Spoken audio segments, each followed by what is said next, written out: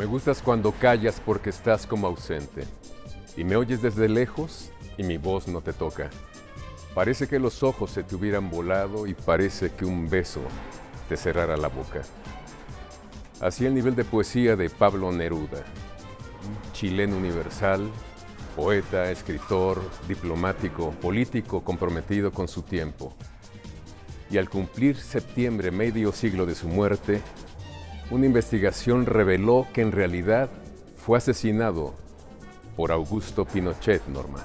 Muy cierto, Javier, y por eso estamos en esta maravillosa biblioteca Vasconcelos al norte de la Ciudad de México, donde recordaremos a Pablo Neruda y su obra poética. También platicaremos con el maestro Arnulfo Herrera del Instituto de Investigaciones Estéticas de la UNAM. Óscar Helguera, por su parte, nos prepara una pieza para comprobar que en efecto Neruda fue asesinado por Pinochet por envenenamiento. Y también iremos al Calabozo de Hidalgo, donde tú estuviste recientemente, Norma. Así es, Javier, y en México en 100 objetos tendremos con Natalia Ochoa la historia detrás del cuadro de Matilde Urrutia, esposa de Pablo Neruda, quien fue pintada por Diego Rivera. Acompáñanos aquí, en Con la X en la Frente.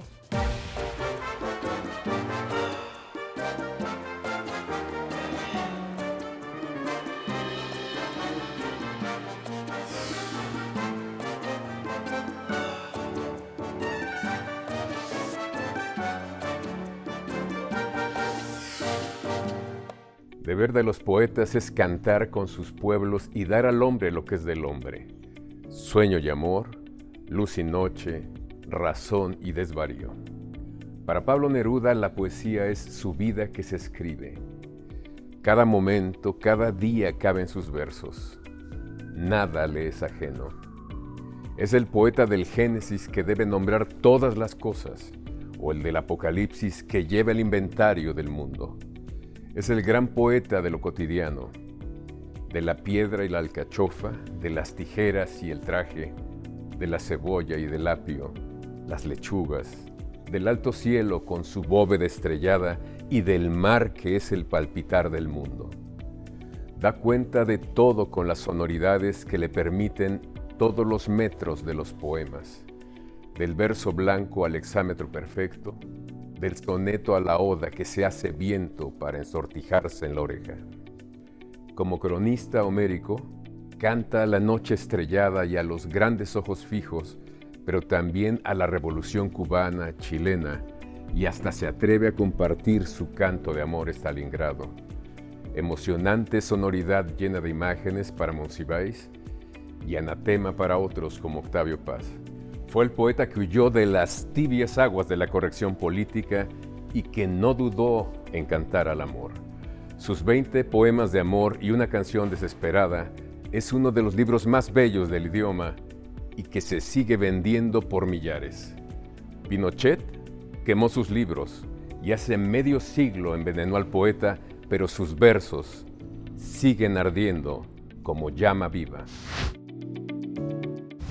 La Biblioteca Vasconcelos fue fundada en el año 2006 y desde entonces a la fecha suma más de 18 millones de visitantes. En el 2018 fue uno de los centros culturales con más afluencia a nivel nacional, registrando 1.723.540 visitantes. Sus colecciones superan los 680.000 volúmenes y llega a prestar a domicilio más de 400.000 libros cada año. En el plano internacional, la Vasconcelos es una de las bibliotecas con más de 1.2 millones de seguidores.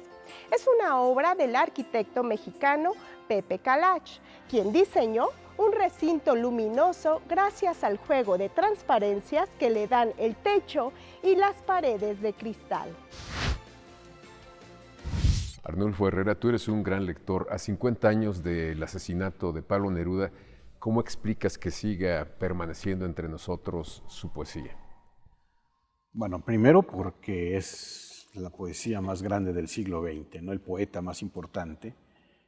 Y no es importante solo porque lo diga alguien, sino porque, si nos fijamos bien, Cada vez que Neruda se transforma toda la poesía, lo van siguiendo todos. Entonces no es simplemente propaganda, se trata de un gran poeta. Y bueno, a nuestra generación, a la mía, para nosotros fue casi un dios. Desde los 20 poemas de amor y una canción desesperada que uno comienza a leer a los 13, 14 años, hasta por supuesto el canto general y más para acá, Neruda era el que marcaba el camino también de nuestra formación poética. Entonces, pues ahí está. Quizás hoy haya bajado para los jóvenes, porque los jóvenes hoy están preocupados por otras cosas, ¿no? Hay otros problemas, hay otro tipo de poesía, pero sigue siendo muy importante Neruda y solo habrá que esperar después de que pase este entusiasmo de los 50 años para ver cuántos lectores jóvenes lo descubren y lo vuelven a poner en un sitio privilegiado, ¿no? Sí, bueno, dices una cosa interesante, él es el poeta que marcaba las rutas, pero eso quiere decir que también conocía todas las formas de la poesía, todos los metros, digamos, sí, los practicó. Sí, claro, sí. Si tú te fijas en uno de sus primeros libros, digamos en los 20 poemas, él tiene varios metros diferentes, pero ya tiene un dominio absoluto, solo tiene 20 años de edad y domina perfectamente, por ejemplo, el alejandrino. Puedo escribir los versos más tristes esta noche, ve 7, las unidades perfectas. O me gustas cuando callas porque estás como ausente. 7. Y si uno va contando la perfección de la medida natural, sin esfuerzo, eso solamente lo hace un poeta consagrado y el hombre tiene 20 años apenas, ¿no? Entonces, imagínate lo que va viniendo después. Pues naturalmente se va formando y era un hombre dedicado a la lectura y a la escritura. Así que pues debió seguirse perfeccionando y si a los 20 años ya era un monstruo, a los casi 60 era ya un dios, ¿no? Fíjate que José Emilio Pacheco le llama mucho la atención, le llamaba que a diferencia de otros poetas que reúnen cosas que han estado publicando en varias partes, dice, Neruda hacía libros de poemas, o sea, como conjunto, tenían unidad. ¿Es parte de su genio también? Sí, claro. Los poetas son burócratas, muchos de los poetas modernos, ¿no? Entonces ellos se juntan un librito viejo, lo desempolvan, sacan algunos de los poemas, dejan a otros y van conjuntando nuevos libros, pero vas viendo lo mismo, no se ha superado. No hay eso que llamaríamos trabajo, porque tienen oficio, muchos son poetas, tienen oficio, pero no trabajan. Entonces, pues publican un nuevo libro, pero están revolviendo la misma poesía. Neruda no, Neruda está trabajando siempre en algo nuevo, en un proyecto nuevo. Y por eso fue que marcó el camino para muchos poetas. Si te acuerdas, la poesía conversacional tan famosa de un Sabines o un Rubén Bonifaz sale de un poema del Estatuto del Vino de la Segunda Residencia, de A veces me canso de ser hombre, comienza, y después, ¿quién iba a decir que a partir de ese momento empiezan a escribir poemas al estilo de un Sabines, que fue nuestro, digamos, paradigma sentimental de la poesía en los años 70? Entonces, 20 años después, Neruda está viendo la semilla de esa poesía de trabajo que ya está en la residencia, ¿no? Entonces, yo creo que el canto general e incluso, bueno, los libros que siguieron después quizás no tanto, porque ahí viene la famosa Oda a Stalin en Las uvas y el viento. Que le gustaba muchísimo a Carlos Monsiváis. Decía que tenía una sonoridad, y la tiene, ¿eh? Sí. Y unas imágenes pegajosas. Sí, fuertes, el problema fue la cuestión política de Stalin, ¿no? Y claro, aparte de eso, que es lo que condena el poema está allí y está bien, ¿no? Y bueno, Monsiváis, si alguien sabía también de poesía era Monsiváis. Entonces, tenemos esos libros que nos ha dejado y que no han dado todavía sus frutos, yo creo que los van a dar, siempre y cuando los poetas actuales regresen a ver no solo a Neruda, sino a otros grandes maestros, ¿no? Fíjate, también citando o recordando a Pacheco, él decía que los poetas que se transforman, digamos, cuando tienen ya una forma que el público le gusta, y cambian, como que les restan mérito, dicen ya se fue por otro lado. Y eso no le importó a Neruda, él estuvo cambiando todo el tiempo. Sí, bueno, puede tener razón, pero también si se mantienen en esa línea, los lectores se saturan, ¿no? Se saturan y entonces dicen, bueno, esto ya se está repitiendo y como que esto ya lo leí, aunque no sea cierto. Entonces, no, es importante ir transformándose de manera natural, no es la transformación nada más, esas búsquedas que hay, por ejemplo, desde las vanguardias a principios del siglo XX, algunas locuras, ¿no? Pero transformándose de una manera natural, pues, con una evolución propia de sus trabajos. Esa es la gracia de un poeta que se cambia como Neruda, ¿no? Que se transforma y que sigue vivo gracias a eso. Claro. Tenemos que ir a un corte y regresamos aquí contigo, Arnulfo Herrera, con la X en la frente. Vamos. Nació como Ricardo Reyes Basoalto un 12 de julio de 1904, pero el mundo lo conoció como Pablo Neruda, quien comenzó siendo el seudónimo con que firmaba sus versos. Finalmente se convirtió en su nombre legal. Neruda recibió el Premio Nobel de Literatura en 1971. Fue además senador de la República Chilena, miembro del Partido Comunista y embajador de Francia. A casi 50 años de su muerte, en Chile una investigación muy seria confirmó que el poeta no murió por un cáncer de próstata, como siempre se dijo. De esto nos habla Óscar Helguera en su reportaje. Seguramente usted lo conoce por 20 poemas de amor y una canción desesperada. Premio Nobel de Literatura, en su país político prominente. Él es Pablo Neruda y su muerte ha sido causa de gran polémica. El asesinato de Neruda es una teoría que ha sido ampliamente discutida y analizada por expertos y estudiosos de su obra. Aunque inicialmente se informó que su muerte fue causada por complicaciones derivadas de un cáncer de próstata, en 2011 se abrió una investigación para esclarecer las circunstancias exactas de su fallecimiento. La exhumación de los restos de Neruda en 2013 fue un hito importante en la búsqueda de la verdad. Los resultados de los análisis forenses realizados en ese momento no fueron concluyentes, lo que dejó abierta la posibilidad de que el poeta, en efecto, hubiera sido asesinado. El tribunal no tenía conocimiento del contenido de estos informes hasta el día de hoy. De manera que yo no me puedo hacer cargo de lo que circula en la prensa, que alguno de los intervinientes haya tenido conocimiento previo. Se argumenta que su muerte fue parte de una estrategia para eliminar a figuras prominentes de la vida cultural y política chilena que se oponían al régimen de Augusto Pinochet. Neruda, conocido por su compromiso con la justicia social y su apoyo a Allende, representaba una amenaza para el nuevo gobierno militar. Entonces ahora viene eso, una fase de revisión, estudio, ponderación, valoración para que el tribunal dicte las resoluciones que en derecho corresponda según aconseje el curso de la investigación. Luego de una década de investigaciones, un equipo de expertos forenses internacionales entregó a un juez chileno su informe final. ¿Y entonces qué ocurrió? ¿Neruda fue asesinado? La respuesta a esa pregunta es la continuidad de la incógnita. Podría ser. Los científicos y peritos admitieron, sin embargo, que hay otras pruebas circunstanciales que respaldarían la teoría del asesinato. Esto porque en 1981 la dictadura militar envenenó a los presos políticos con bacterias posiblemente similares a la cepa encontrada en los restos de Neruda. Ese método de envenenamiento, no obstante, surgió de un programa de armas químicas que la dictadura comenzó hasta 1976, 3 años después de la muerte del escritor. Y aquí aplicaría la famosa frase utilizada en miles de memes: no tengo pruebas, pero tampoco dudas. Estamos en el calabozo donde estuvo uno de los personajes más importantes de la independencia de México. En este lugar tuvo sus últimos días, el cura Hidalgo. Al entrar se siente la humedad y el frío que se puede tener un espacio que está dentro de la tierra. Un calabozo donde en la antigüedad se castigaba a los que habían cometido algún delito o estaban en contra de los pensamientos de otros.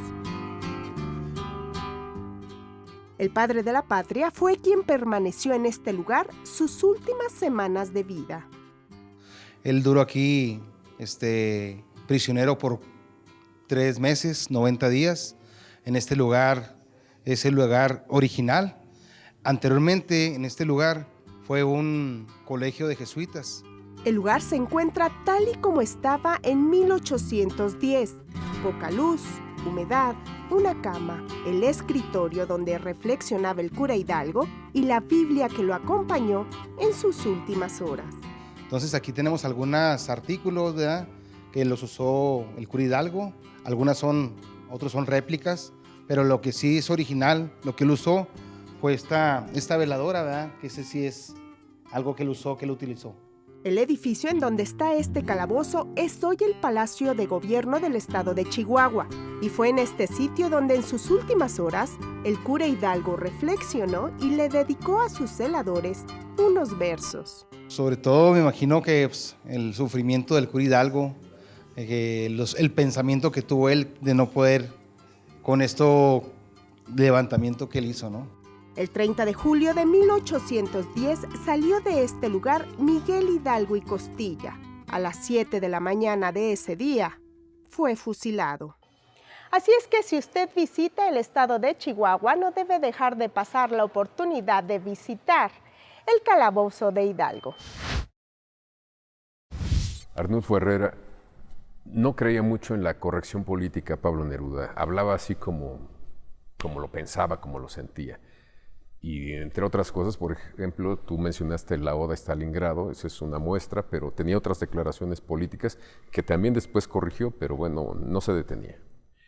Bueno, hay que acordarse que era diplomático desde los 23 años más o menos, y eso de la corrección política pues seguramente sí lo tendría, y quizás le gustaba un poco a veces hacer escándalo, me imagino. Efectivamente cometió algunos errores y trató de repararlos. Quizás el más grande fue al final de su vida en la enemistad que hubo con los poetas cubanos, porque al principio lo adoraban y después perdió el favor de Fernández Retamar y de Nicolás Guillén. Pero no fue un problema tan grande, porque en realidad Neruda lo explica en su Confieso que he vivido, en sus memorias. Confieso que he bebido, decía Nicolás Guillén. Él explica que fue a una reunión del Pen Club norteamericano y los cubanos se opusieron a que fuera. Entonces, pues él simplemente ejerció su libertad y dijo: la literatura no tiene nada que ver con la postura de los norteamericanos frente a los golpes de Estado en América Latina y todas estas infamias que tradicionalmente cometen los gringos. Entonces, esta actitud política de haber ido a la reunión del Pen Club le atrajo la enemistad de los cubanos. Él se distanció de todas maneras de Cuba, como empezaron a distanciarse muchos, quizás a partir del caso de Padilla, ¿no? Pero Neruda en general era un hombre de posturas políticas firmes y por supuesto apoyaba lo que entonces se consideraba necesario que apoyara un artista, que eran las causas de la izquierda. El mayor experimento social del siglo XX fue la Unión Soviética y por supuesto Cuba de alguna manera. Y después, bueno, claro, la Unidad Popular, Chile, que fue realmente lo que ahora va a sonar más fuerte, los 50 años de la caída de Salvador Allende, que quizás sea más importante para nuestra generación que el propio Neruda, porque pues nosotros crecimos en la actividad política, peleándonos con los estalinistas, los que nos creíamos trotskistas, y al final de cuentas no fuimos nada, ninguno, ¿no? Bueno, pero esa es la historia. persiste. Sí, pero él quedó allí porque él estaba afiliado a una causa mucho más importante que las causas inmediatas. Entonces, ahí tenemos la poesía, está desde Homero hasta acá. Y desde es como antes, un Homero, ¿no?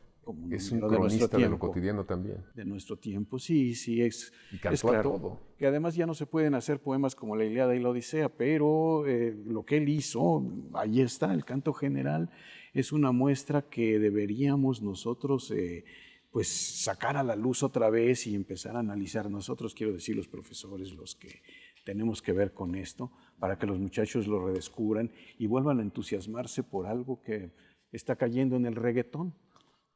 No, y además son estructuras muy bien armadas, los poemas de Neruda, ¿no? Sí, por eso es la solidez y por eso perduran. Es la solidez no solamente formal, ¿verdad?, sino también de contenido. Pero claro, como tú dices, es que eso hace al poeta. Un poeta es técnica también.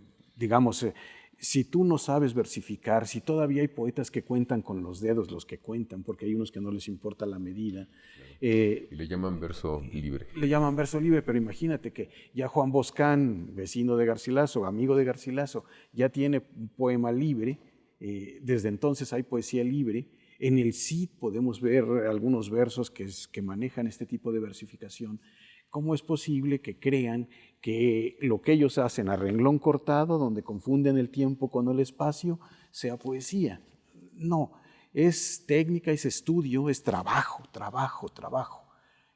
Uno de los talleristas más importantes de los últimos años en México, Raúl Renán, le costaba un enorme trabajo estar con los muchachos siempre practicando este tipo de cosas formales, ¿no? Entonces, ¿son muchas las lecciones de Neruda? ¿Políticamente también te parece? Claro. No, Neruda estaba muy consciente. Si en los años 80, que ya muerto él, cuando salió sus memorias, yo estaba viendo unas cifras que él daba y son las cifras oficiales que se manejaban sobre el 25% de analfabetismo en América Latina, sobre el crecimiento de los países entre el 1.5 y el 3.6, sobre el Producto Interno Bruto de cada nación. Neruda no era solamente un hombre de opiniones políticas, era un hombre informado. En las memorias de Edwards, dicen, ¿quién vino a negociar la deuda externa de Chile? Un poeta y un novelista, eran él y Edwards.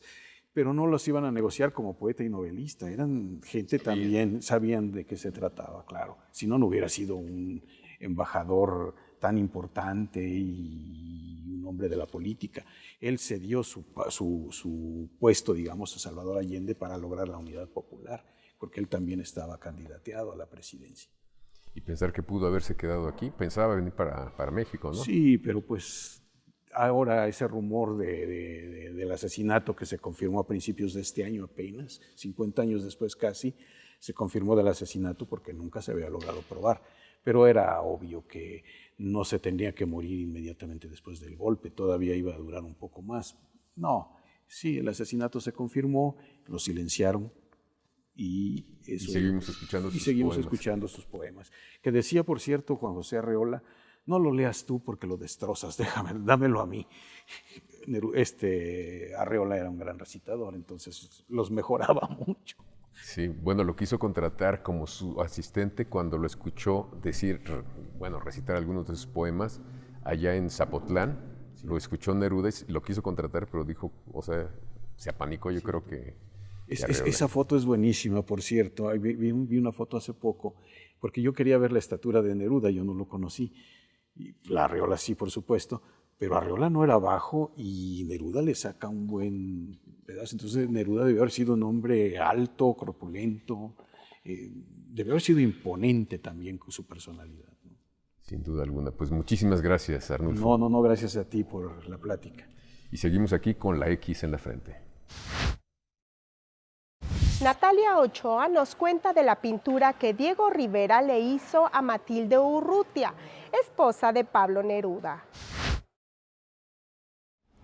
El arte es una forma de conectar a los países, pero también es una de las maneras para demostrar que se ama con locura. Prueba de ello es el cuadro que enmarca la complicidad de Diego Rivera con su amigo Pablo Neruda y el amor que éste sentía por su amante. Matilde, amor. Deja tus labios entreabiertos, porque ese último beso debe durar conmigo. Debe quedar inmóvil para siempre en tu boca, para que así también me acompañe en mi muerte.